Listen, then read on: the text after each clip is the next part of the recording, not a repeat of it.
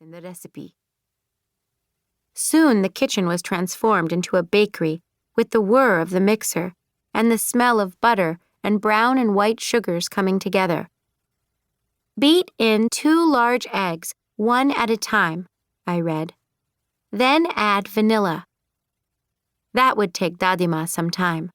I picked up my own phone and read the birthday text from my friends. "Sparkly birthday wishes to my bestie," Sophie wrote. She had added a gif of elephants swaying to happy birthday. "Okay, Kavi," said Dadima. "You add the vanilla." I did, and Dadima mixed it in.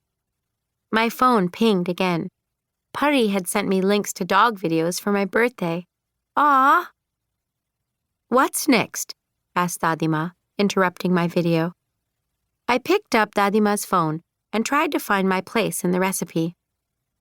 "Okay, now for the best part," I said. "Add 2 cups of chocolate chips." "Are you sure you read that correctly?" Dadima said. "The dough doesn't look right." "It smells perfect," I said, looking back at my phone at a cute chocolate lab dressed up as a chocolate cake. "Kavi," said Dadima, "what about the flour?" "Ack!" I said, dropping my phone onto the table and peering at the recipe on Dadima's phone. "The flour! Of course. Add 2 cups of all-purpose flour. Also 1 teaspoon of baking soda. Did we add that yet?" I measured out the flour and baking soda, and she beat it into the batter. Then we added the chocolate chips.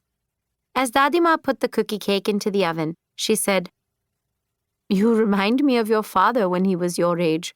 We called him the absent-minded professor, even though he was just a kid." I couldn't imagine that. Dad was an architect now. "Dadima," I asked, "do you think Mom will get this job?" "I hope so," she said. "I think Nina misses working in a lab. She loved it." My mom has a graduate degree in microbiology and worked in a lab before Rishi was born. For her sake, I hoped she'd get the job, but I'd miss having her at home for sure. With the cookie cake in the oven, Dadima made us each a cup of sweet, milky chai. She ground the cloves, cardamom, and nutmeg and added them to tea leaves steeped in boiling milk. I took a deep breath and inhaled the delicious smell. Then Dadima handed me the envelope that had been sitting on the counter. What could be inside? I carefully slid it open. Inside was a homemade card with a black witch's hat against a lime green background. As I opened the card, 4 tickets fell out. On the card, Dadima had written, "Dear Kavi, happy Broadway to you. Love, Dadima." I picked up the tickets and in disbelief read the top one. Then I looked across at Dadima, who was watching me intently. "You got me tickets?" I whispered. "To see Wicked on Broadway this weekend?"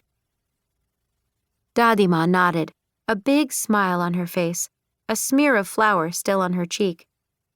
"What do you think?" she asked. "Broadway! We live in Metuchen, New Jersey, which is almost next door to Manhattan, but I'd never attended a Broadway show. I've only dreamed of going to Broadway my whole life," I exclaimed. "Thank you!" Then I thought of something. "Dadima, aren't Broadway tickets expensive?" "They are," she said. "But it's a treat for my special granddaughter. You can bring Pari and Sophie. I know you like to do everything with them. Their parents said they can go." I jumped up. "We're going to see Wicked on Broadway!" I sang, waving the tickets around. "I can't wait!" Dadima smiled and shook her head as I danced around the kitchen with Scamper. "Stay focused, Kavi," she said. "Don't lose the tickets." I went upstairs to my room. Carefully, I tacked the envelope on my bulletin board where it wouldn't get lost in my messy room. on my desk just below.